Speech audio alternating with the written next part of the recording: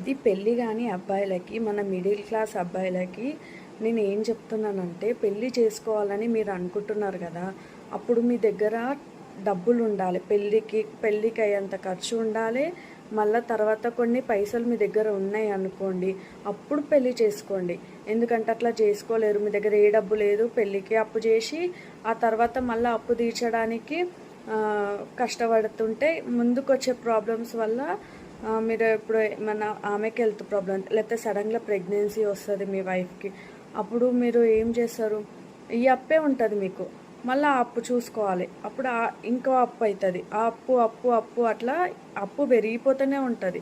కాబట్టి మీరు ఫస్టే పైసలు మంచిగా మీ దగ్గర ఉన్నాయనుకో, అప్పుడు మీకు అప్పు కాదు, మీకు ఇంకా మళ్ళీ నెక్స్ట్ వచ్చే ఖర్చులకి మీరు ఏమన్నా పెట్టుకోవచ్చు. కాబట్టి మీకు కొంచెం టైం ఇప్పుడే ఉంటుంది.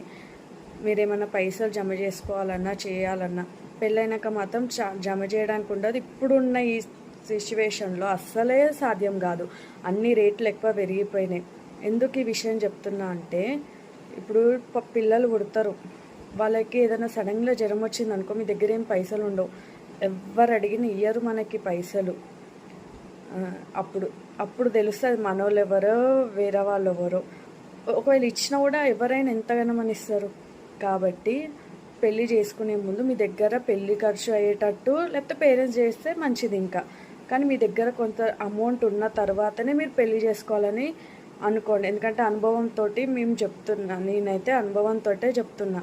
ఎందుకంటే మా పిల్లలకి ఏదైనా జ్వరం వస్తే చూపెట్టుకోవడానికి మాకు ఒక్కొక్కసారి డబ్బులు ఉండవు. ఇప్పుడున్న ఈ జనరేషన్ ఎట్లయిపోయిందంటే, ఇంటి రెంట్ కట్టడము, ఏమైనా చిట్టీలు వేయడం కానీ, ఒకవేళ బంగారం బ్యాంకులో ఉంటే బంగారంకి కట్టడం కానీ, స్కూల్ ఫీజులు, ఇవన్నీ ఉంటాయి ఖర్చులు.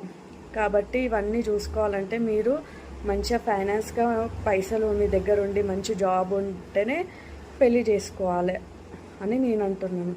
ఇది ఒక సజెషన్. ఎవరి లైఫ్ వాళ్ళ ఇష్టం. కాకపోతే మీకు ఇబ్బంది పడొద్దు, వేరే వాళ్ళు ఇబ్బంది పడొద్దు అని ఒక చిన్న సలహా ఇది, అంతే.